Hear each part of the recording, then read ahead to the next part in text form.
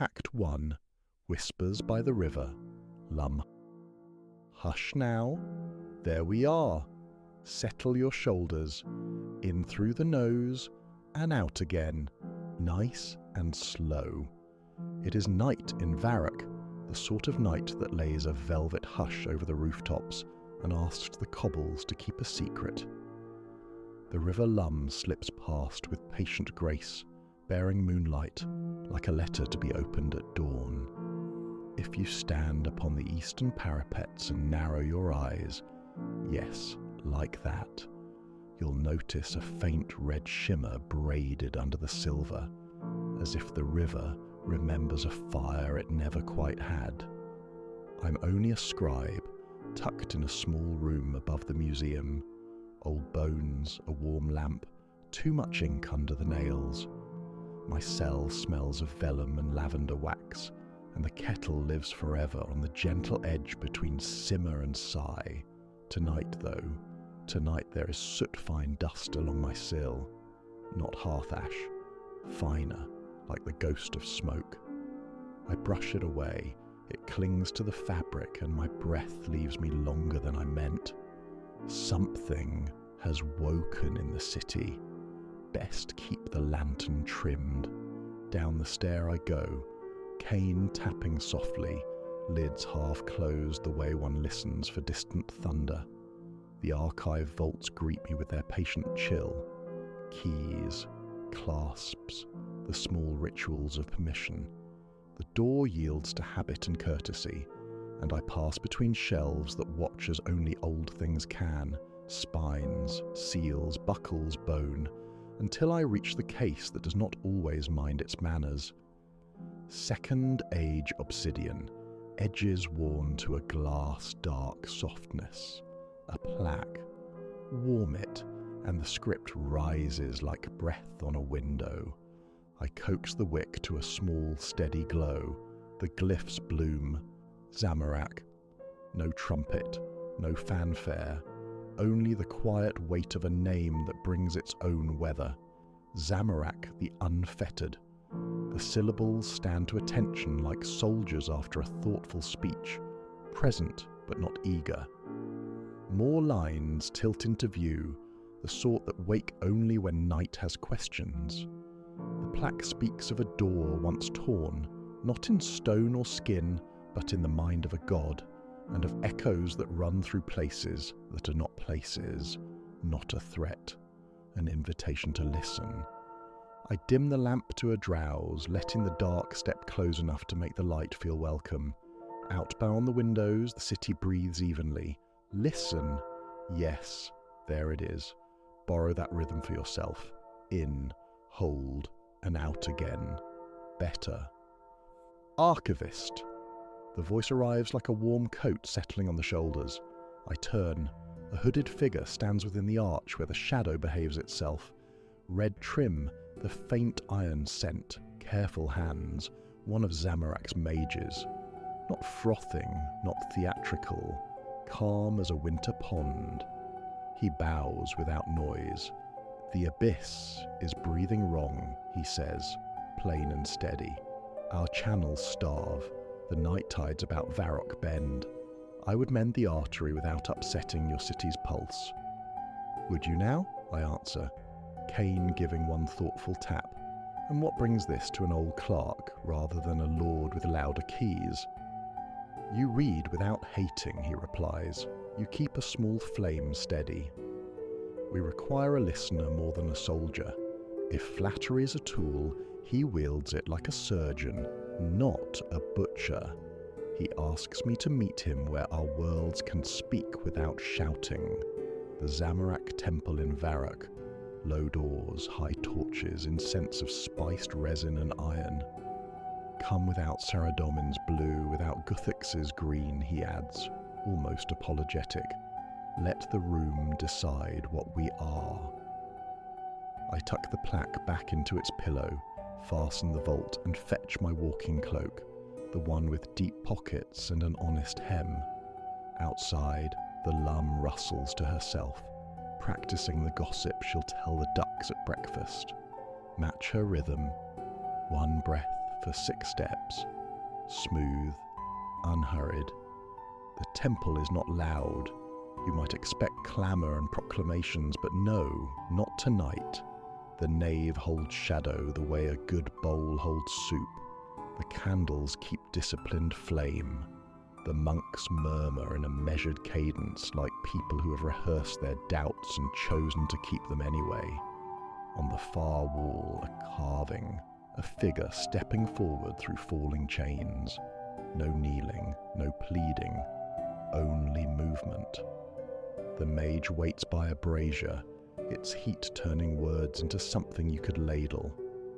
We ask no oath, he says, only that you carry a lantern and a seal and see if the rift will answer to listening. He speaks of the abyss as a neutral artery, dangerous, yes, but not wicked, between altars and rune veins, between intent and result, an in-between place with its own manners. Something has threaded itself there and taught the rift a poor rhythm. If it collapses, he says, your crafters suffer. If it swells, your city does. And what would Zamorak have of us? My voice has learned to be dry without cruelty, a necessary trick after 50 winters among relics. Struggle with purpose, he says. Change without the lie of perfection. Freedom purchased fairly. He pauses, as though embarrassed to speak ideals aloud, where the air might file them away and use them later. We prefer choice to chains, he finishes, and leaves the sentence cooling like bread on a sill. I accept the seal, a round of worked iron, warm from the brazier, faintly sweet with resin. We travel at night, he adds. The abyss listens best while the world above is dreaming. We walk. Varrock at midnight is good company. The cobbles keep your step to themselves. The air tastes of cold brick and old bread. We pass the shuttered market, the cup of milk, left for a stray, the dozing guard whose armour insists on squeaking at precisely 2 hinges. I nod to the statues, always nod to statues they remember, and we drift along the west road where the fields lie low and the sky opens until it has nothing left to prove. There is another temple toward Asgarnia, where the wine is steeped to a particular strength, dark, heavy, honest about both. We stop there first. On a high table near the altar, chalices exhale an iron-sweet perfume that always reminds me of warm rain on sunlit stone. A monk in scarlet arranges them so their reflections draw neat geometry along the brass. They say the wine thins the veil. No gaudy spellwork, only a reminder to one's nerves that the world is layered like pastry. Look closely, the mage whispers. At first, only the patient eddies of a disciplined liquid. Then, there, lines gliding into being where no hand stirs. Not a Zamorak sigil. Colder, quieter. The wine wears it like a stain. The monk's jaw tightens. To his credit, his eyes do not. We have wiped it away thrice, he murmurs. It returns whenever the night looks elsewhere. A small chill lifts the hairs along the back of my hand. Not a threat, precisely. More the sensation of finding a forged bookmark in a sacred text. Someone is writing in the margins of our city. We do not linger. A measured sip each, to bring the breath down into the belly, to widen the listening, and on we go, lantern-hooded, strides even. The road yields to rawer land, stones pushing up like old knees, wind tasting of metal and old arguments. The mage speaks low, the way a teacher speaks to a student on the edge of sleep, half for me, half for the dark. People say we worship chaos, he says, as if chaos were a tantrum. We honour the will to move, the courage to break a stale shape so a truer one can stand.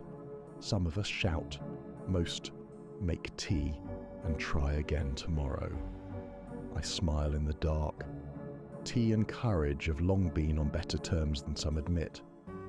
At the wilderness edge, the earth remembers its temper. Lava glows like banked embers on a giant hearth. The Chaos Temple rises from the rock like a verdict. Stark lines, honest fire, a door that knows you are there whether you knock or not. Within, the floor is dark stone that drinks a candle whole. Near the altar, tucked almost sheepishly, a trapdoor pretends it has never met us. "Listen," says the mage. At first your ears hunt for something too grand and miss the mouse under the cupboard. Then you let yourself be smaller, and the sound arrives. Breathing. Not lungs, the kind of breathing a tide does beneath a pier. In, long, out, longer. Under it, a hitch, a tiny stumble, as though the sea had adopted a limp to keep someone company. "The abyss," he murmurs. "Too shallow to drown us, too deep to ignore." He draws a circle with powdered resin, then speaks a rite that sounds like someone telling the dark they're not angry anymore. The trapdoor yawns, resigned to being found out, and the lantern's light thins in that particular way which means we've stepped off the edge of the map. He offers an arm, not as a guide, but as a courtesy, and down we go, like thoughts returning to where they were born. If you've never seen the abyss, imagine the inside of a closed eye that dreams in geometry. Threads stretch between distant nows. Islands of rock float like held breath. Along the borders, leech things make the soft sound of pages turning themselves. The lantern does not beam so much as remind nearby darkness of its manners. The seal grows warmer, then cool, then still, as if taking my measure and deciding I am safely ordinary. We follow paths that refuse the name of path, the mage half a pace ahead, his voice a line I can hold when the void pretends it waves. He names small, sturdy things: stone, step, breath, lantern, me, you. And it is remarkable how far such words can reach. There is a hollow where sound collects like dry leaves, and we come to it as if led by our own breathing. The rift is there, no dramatic wound, no theatrical glare, just a pulsing thinness within the thin, breathing with that almost limp we heard beneath the temple floor. My teeth ache as they do in heavy weather. The flame leans, then corrects itself, a gentleman adjusting his cravat when no one is looking. "Do you hear it?" the mage asks. "Yes," I say, and I dislike the song it's trying to remember. We stand very still. In such places, stillness is the braver thing. Let the shoulders lower, let the breath fall to the belly. Borrow the river's rhythm, 6 steps to a breath to a page to a kindness. The rift answers by a hair's breadth. The hitch smooths, as though pleased to be noticed without command. Then the light skims a shape in the not quite air, a sigil, faint, half-finished, not born of flame, of cold intent, not the forward, fierce hand of Zamorak. Older, quieter, the geometry of a mind that prefers arranging to asking. The wine stain, writ large. Someone has been here with a compass where a heartbeat should be. The mage sees it too. He doesn't curse. He doesn't snatch at a quick, loud ending. He breathes in and out and lets the lantern make its small, steady argument for warmth. "Not ours," he says. "No," I answer, "but it wears your colour to keep its pores clean."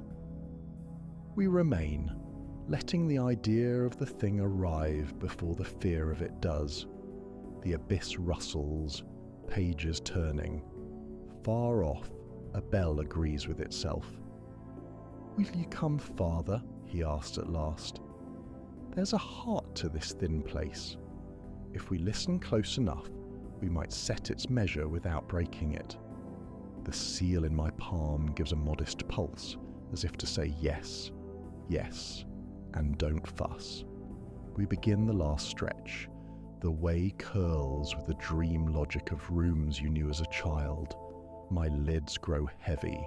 The abyss will rock you like a cradle if you let it, and I do not quite mind. Step slow to a bedtime cadence, steady as a story by a faithful fire. We do not see the saboteur, not yet. We only feel the absence of kindness where something has made a home. The lantern flares once like a cat's tail when a stranger enters a good room. The mage's hand tightens upon the rail of air we pretend is a bridge. Then, there it is. The heart of the rift, a throat of nothing, breathing like tide beneath stone. The hitch is worse here, and almost catch as though a memory were trying to speak with another's mouth. I raise the lantern. The seal nears my lips, and for a blink of time the river's red shimmer is here before me, curling like smoke that has remembered its fire. "Careful," the mage says very softly. "Always," I reply. "Now, let your breath settle with the rhythm we've learned. In and out, smooth and unbroken. And keep the lantern bright in your mind." We stand at the lip of the mystery, listening for the name it is about to say. Act 2. The temple, the wine, and the door that isn't. Easy now. Breathe with me, in through the nose, and let it fall. Good. We stand at the lip of the rift. A throat of nothing, breathing like tide beneath stone. And the lantern makes its small argument for warmth. "Mind the measure," the mage whispers, the way one might speak to a harp before touching the first string. His voice settles along the edges of the dark, and the abyss, to its credit, listens. I lift the iron seal, and the air around it puckers, as if it remembers a bruise. Across the thinness, something answers with a geometry that disdains breath. Not flame, not hunger, arrangement. Cold lines trying to persuade the void to prefer a ruler over a heartbeat. We step closer. The path is a thought, and the floor is what you think it is. So, think kindly, think steady, think of the river Lum polishing stones until they agree to be round. The lantern bends, then rights itself, and the rift's hitch flutters, small, guilty, like a child caught tapping a drum off time. "There," the mage says, quiet, certain. That's where the pattern slides in. "Do you see the join?" I see it.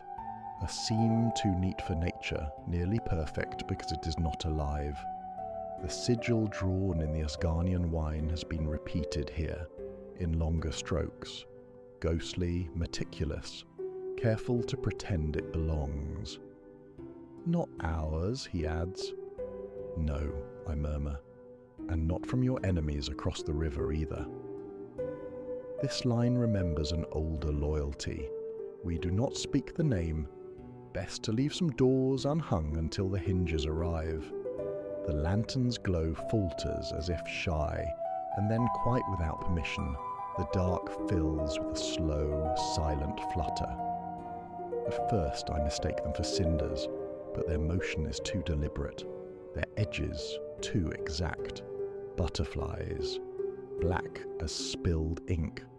They drift out of the thin place, one by one, as if hatched from the rift's breath itself, and settle along our way on an invisible handrail, on a curve of not quite stone, on the cuff of my sleeve.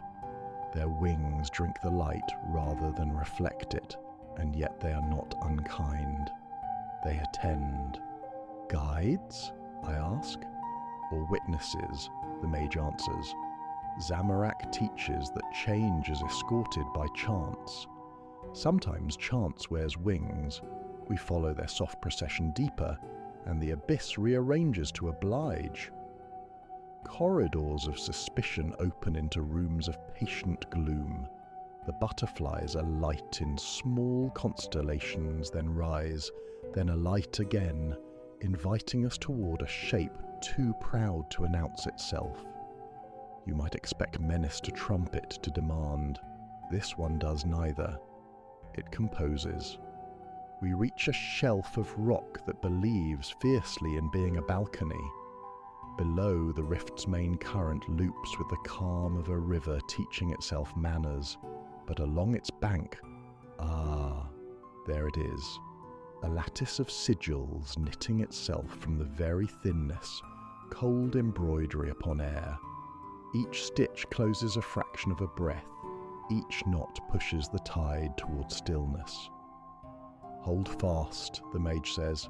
If that cloth takes, the abyss stops breathing where it should, and starts holding its breath where it shouldn't.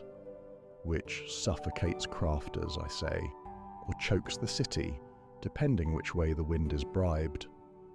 He nods, eyes on the lattice. There's purpose, but not ours. I draw the lantern close until the heat balances the lattice's chill. Show your author, I murmur, to the work and to whatever watches. We prefer to greet a maker by name. Something answers, not with a body, with a correction. The lattice tightens, and a geometry arrives, a set of choices pretending to be a face, where a mouth might be angles, where eyes equations. I know that cold. It is the mind that believes perfection is peace, and believes the living are untidy. A voice folds itself out of silence. No breath, no warmth, only the shape of statement.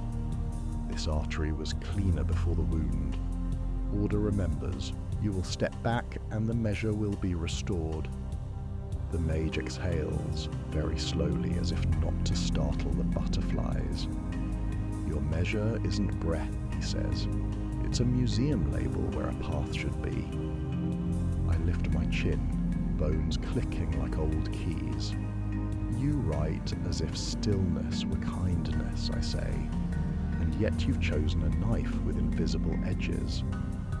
My voice surprises me. Tired, yes, but unwilling to apologize for standing up straight.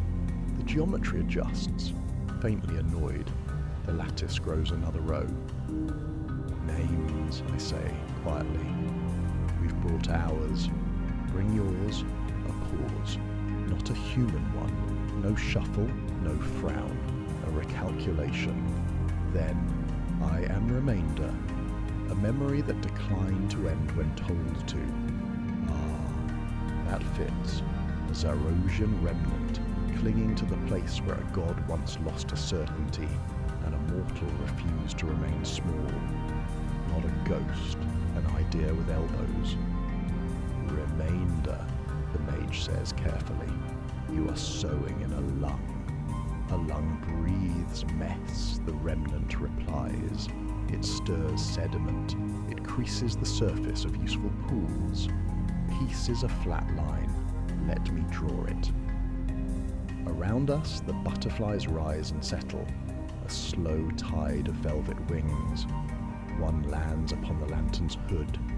Another perches by the iron seal and does not burn. I could almost believe they came to judge, but their stillness feels more like attendance. Quiet witnesses at a hinge of history asking only that the door not be slammed. We can tear it, the mage offers. Not as threat, but as a tabled option, laid edgewise on velvet. Break your lattice. Close the rift. Spare the city and starve the craft. The remnant is indifferent. A shut door is preferable to a corridor with footsteps in it. I taste iron, not fear, resolve. Or, I say, we can retune. The mage flicks me a glance that contains approval and warning in equal measures. Harder, he says, riskier. Kinder, I answer. The remnant tilts. If geometry could sneer, this one would. You will fail. Motion is appetite. Appetite is war. War is noise. End it, and the quiet that follows will be honest. Hush, I say, and I'm surprised how gently the word leaves me. Hush now. We set to work. 3 anchors whispered to the rift like lullabies to a fretful child. First will. I speak my own name, not the grand museum version with titles and grants, just the small one my mother used when she meant stand up straight. The abyss prefers sincerity to pedigree. The butterflies beat once approving, and the thinness near my chest steadies. Second change, the mage unstoppers a file. Not spellcraft, wine. The Asgarnian brew, iron sweet, a sip raised to intention rather than intoxication. He breathes across the lantern glass. Fog blooming and clearing. Fog blooming and clearing. A pulse that teaches the light to listen as well as speak. Third price. I choose a small fear and give it up. The fear of dropping a key. The fear of misshelving a century. A foolish thing perhaps, but mine, and chosen freely. The abyss likes an honest sacrifice more than a dramatic one. It prefers payment you will miss. The remnant tightens its net, quick now, trying to finish the row before the tune takes hold. The mage sets his palm to the lattice's nearest stitch, not to rip, but to hold, and the sigil flares like frost angry at a sunbeam. The butterflies surge, hundreds now, perhaps more, wheeling in a slow spiral, wings drinking geometry until it dims. Hold, he says, teeth bare with effort but voice calm as a vicar's. Keep the breath. I keep it, in and down and out like kindness poured. The lattice begins to slacken, not torn but persuaded, its angles drifting 1 hair off perfect, then 2, then a breath's width, enough for life to get a finger in the seam. The remnant's voice grows thin. Disorder invites teeth. Some do, I say. So teach your choir to better song. I raise the lantern higher, and the butterflies gather upon its crown like a midnight halo. Their wings beat in a common meter, soft, soft, soft, until the rift's hitch forgets to exist. And then the twist reveals itself. Not a clamour, a memory. Behind the lattice the air shivers, and the shape of a staff, only the idea of it, the echo of once, passes through like a shadow at noon. The rift flinches, and the remnant flares to full precision, every angle sharpened in insult. He broke the line, it says, and for the first time the calculation wobbles. A mortal struck a god. The ledger has not forgiven the sum. So keep the sum, I say softly, but stop doing the maths on our lungs.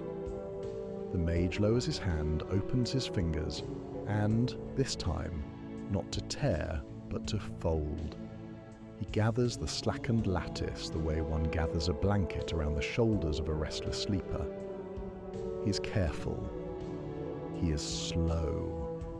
He speaks to the geometry like a teacher who refuses to raise his voice, and it obeys the tone before the words. The butterflies descend in a curtain and pass through the remnant's outline. For an instant, its angles are full of wings. When the cloud lifts, the geometry remains, but hollowed, gentled, as if it remembers the shape of mercy and is embarrassed not to have offered it sooner. Remainder persists, it says, diminished but not destroyed. Yes, I say, but remainder can learn to be a footnote instead of a verdict. The rift answers with a long, even breath. The lantern steadies. The lattice, now a ribbon, tucks itself into the current like a memorial. present, acknowledged, no longer in charge. We stand very quietly and let the silence check our work. The butterflies settle on ledges that didn't exist when we arrived. One lands on my palm. Its tiny feet feel like careful ink strokes. The mage sips the last of the wine, swallows, and smiles without showing his teeth.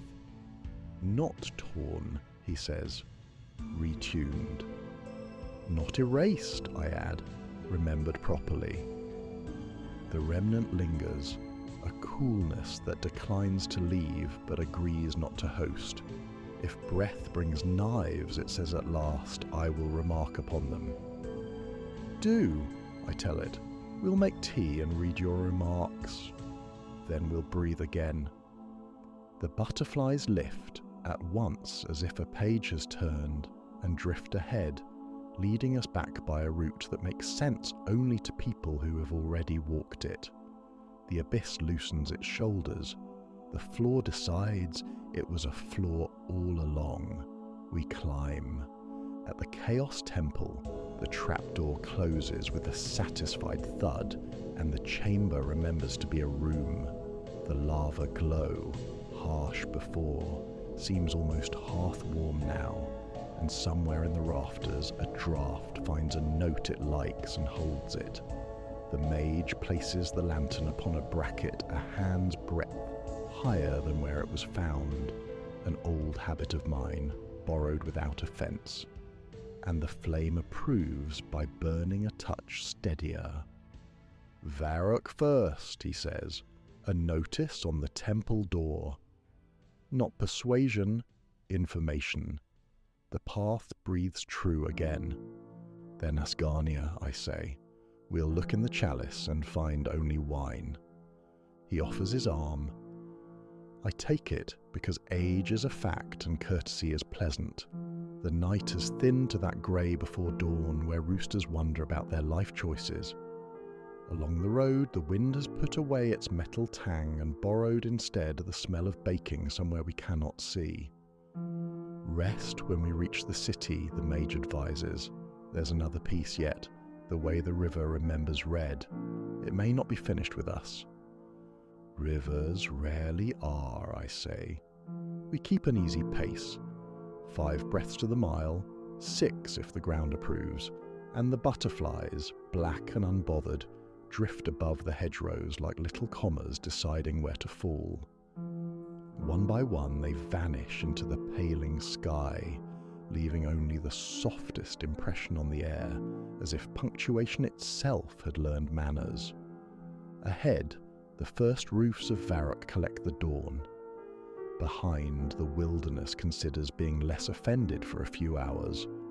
Between them walks an old scribe and a mage who prefers tea to shouting, carrying a retuned breath like a candle through a sleeping house. We are not done, not quite, but the measure is truer than it was. Breathe with me now, in and down and out like light, poured gently. When next we step forward, the river will have a word to say and the city a choice to make. The lantern is steady, the path remembers us. Act 3, red on the river, quiet in the city. Dawn found us at the west gate where Varrock rubs the night from its eyes and decides to be a city again. We parted from the wilderness with the courtesy one offers a difficult neighbour after a successful conversation. The Chaos Temple's flame, set a notch higher, held steady behind us.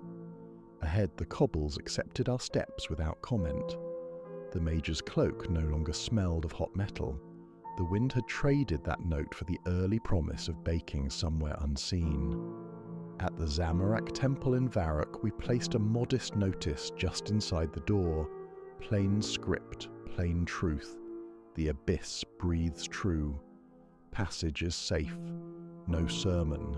No boasting. A monk straightened the parchment until it hung square, and after a moment, left the door kindly ajar. We crossed the square to the Asgarnian wine, brewed here for rites and steady nerves. The chalice surface had been a tattletale the night before, sketching cold sigils on its skin. Now, under the morning's quieter light, the wine merely wore its own reflection, no hidden geometry, only the room returned upside down. The monk exhaled, unclenching a worry he had held by accident all night. "Just wine," he said, and almost smiled at how good a phrase that can be. And yet the river kept her old whisper, the faint red braided under silver, as if an ending upstream had not yet listened to what we had done below. The mage tilted his head, reading the current like a habit. "Up channel," he murmured. "She carries something borrowed." We walked the river's margin, through places that prefer mourning. Laundry lines shrugging themselves awake, a miller chalking the day's marks on a doorframe, a guard sharing the last bite of his heel with a dog who had earned it by having an honest face. The lum glided alongside, holding her shimmer like a thought she wasn't ready to admit. The city played at minding its own business, the way cities do when they are watching closely. Near the eastern parapets, where my little museum room peers down like a gossip with excellent taste, a small crowd had gathered, Saradomin's blue among them, curates with folded arms, and the look of men who wish to be careful and fear. Care is not enough. A fisherman swore the river was tinting his nets. A washerwoman dabbed at a pale pink smear on a sheet and scowled at the notion of miracles that stain. "Gently," I said, more to the morning than to anyone in particular. The curate in front, young, jaw set, the kind of earnest that wears a bit tight, nodded to us with the politeness reserved for problems that might not be problems. "Your temple's night work is known," he said to the mage, keeping his tone level. "If the river has changed its habit, we will know who changed it." "To be fair," I replied, "rivers are famous for changing themselves. We only ask to listen first." He weighed the sentence, then stepped aside the width of a courtesy. Permission given, but on probation. We followed the red thread upstream, past a bend where willow roots braid themselves like old gossip, past a sluice gate that sighs even when it is not asked to, until the shimmer thickened, not brighter, but more convinced of itself. The mage crouched, fingertips near the skin of the water without touching. The current raised a quiet chill through the air, the way a room does just before someone announces the truth. Beneath the parapet's shadow, tucked into the stonework like a letter hidden in a hymn book, lay a small disc the colour of disciplined shadows. Not a coin, a focus, carved with lines too tidy for chance. The water flowed over it and borrowed the geometry as light borrows a patterned window. I knew that cold order by now, a remainder's handwriting. "Not a Zamorak tool," the curate said, and his disappointment surprised me by being genuine rather than triumphant. "But meant to look like one." "Meant to make a tidy accusation," I said. The crowd breathed out, a city-sized version of a body deciding to unclench. The curate bowed his head a fraction, the way a man apologizes without yet knowing to whom. The mage placed the lantern on the parapet, shielding the flame with his palm. "Tearing it up will only send the stain elsewhere," he said. "Retune, or it will find another stone." We had practiced below, we would practice above.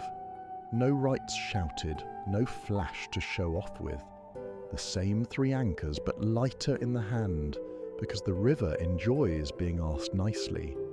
"Will?" The mage spoke his name, the small one, the one you can carry without posture. The lum is fond of names offered without flourish. "Change." I wet my fingers in the water and traced a circle in the air, a compass drawn on nothing, then smudged it with a thumb so the edges remembered they could be soft. "Price," The curate surprised us both by stepping forward. "A fear," he said, quiet as a chapel open after hours. "Mine?" He knelt, no drama, knees to stone, the sort of kneel a man uses when pen and ink have failed to reach his own heart. "I am afraid of being wrong in public," he admitted. "Not to us. To the river. Keep the fear if you like it." The Lum has long loved honest offerings. The current lifted, then lowered, a nod from a being too old for nods, and the red thread loosened itself from certainty. The mage slid a blade under the disc, not to pry, but to encourage, and the stone let go. He flipped it into his palm. It sat there, sulking like a rule that's found a loophole in itself. From the elm across the bank they came, black butterflies, the morning's version of our midnight guides. They drifted over the river, no hurry, no trick, landed upon the disc, and drank the geometry until the lines were memory rather than command. Then they rose and scattered, punctuation reorganizing the sentence, commas becoming periods, becoming ellipses, until the air felt comfortably unfinished again. The water cleared as though a good truth had been spoken near it. Silver returned to itself. The washerwoman rinsed her cloth and held it up against the light with a professional suspicion. It stayed white and was allowed to dry. The fisherman tapped his net, thinking private thoughts about gods and bait. The curate remained kneeling a breath longer than strictly required. Then he stood and tilted his head to the mage in a salute stripped of fuss. "We will say that it was not your doing," he said. "You may also say," the mage replied, "that it was not yours. Nor hers, nor mine. The culprit was a memory pretending to be a law. And the remedy," I added, "was a conversation." The crowd thinned the way good crowds do. No speeches, no torches, just people deciding they had breakfast to bother. The curate lingered. "You will keep your doors open?" he asked, a question with more than one meaning. "Kindly ajar," I said. "It's a fashionable angle." He almost smiled. "We may try it." We took the focus stone back to the museum, where the obsidian plaque had first woken the night.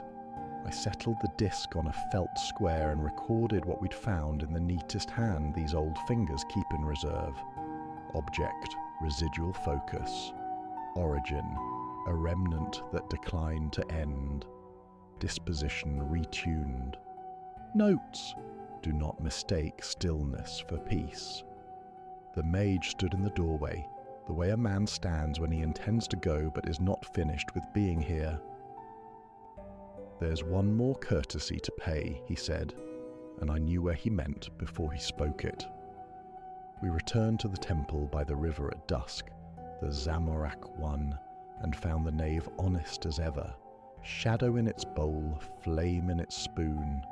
The notice remained where we had set it. The same monk straightened its corner a second time, and pretended he hadn't.